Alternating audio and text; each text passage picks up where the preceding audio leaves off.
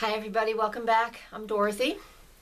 I'm a professional astrologer and you can find me on the web at nhastrologer.com, and there I want you to go and read this forecast in more detail, and you can contact me through the website there as well, because I do have an eclipse special.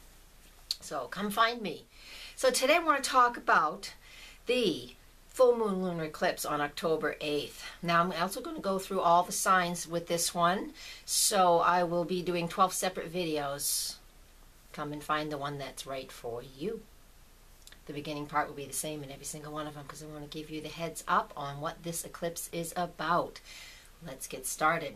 So the new moon full moon lunar eclipse October 8th, it's in the sign of Aries at the 14th degree.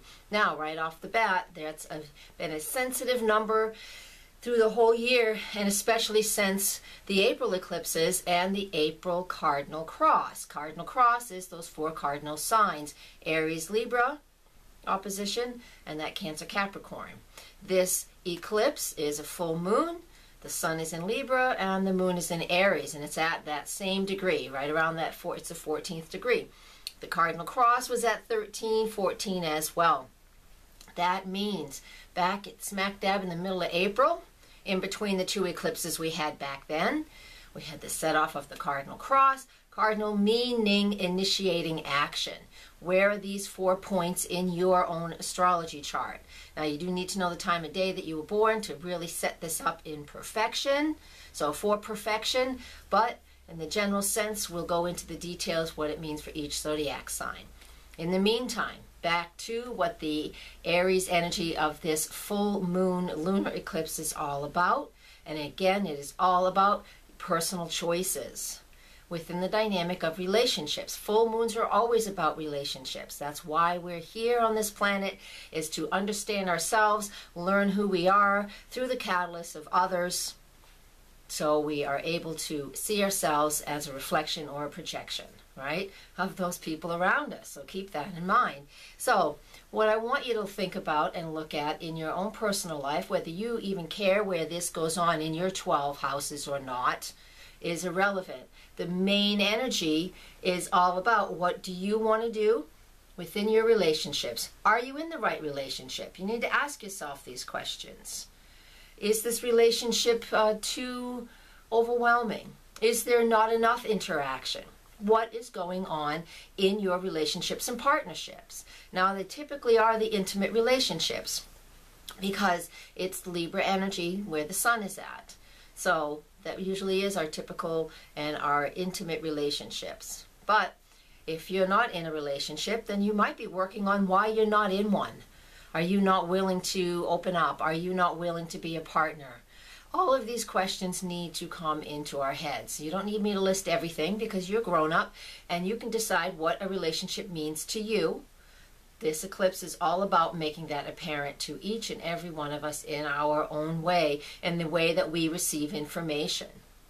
Because wherever this is happening in your astrology chart, that is always the area where you have 14 degrees of Aries, where this eclipse is. So this is not new location or new information. This is information that has been coming up time and time again. So eclipses, the full moon is all about releasing and letting things go. So as we build to this eclipse, it's important that if something is truly giving you a difficult time, you look at it, you face it, and you decide how much is it worth hanging on to, or is it time to truly let it go. So this eclipse will reignite that cardinal cross, like I said in the beginning. And so when it reignites that cardinal cross from April, I want you to take a look back and see what was going on for you in April, what changed for you in April, what were you initiating for new things, have they worked out? It's been a few months since April, so is it working out or is it not working out?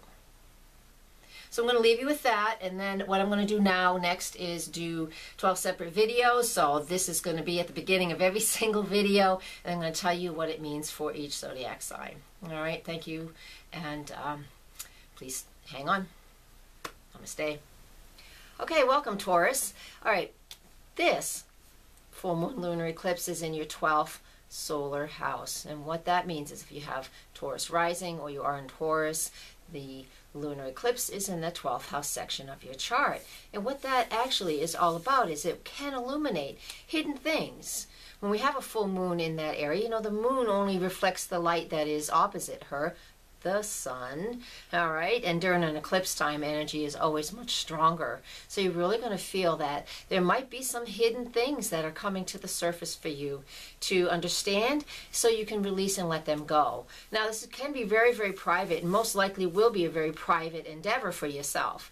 So if you're feeling the need to release some things that are very quiet and very private and very secretive to you, then this is the opportunity for you to do it.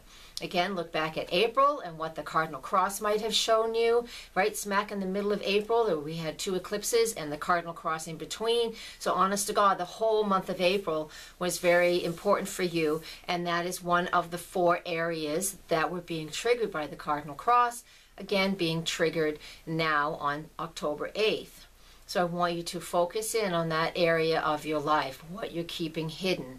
And sometimes hidden strengths show up during an illumination like this. So hidden strengths as well as your weaknesses. So when we address our weaknesses, sometimes we can pull strength from that.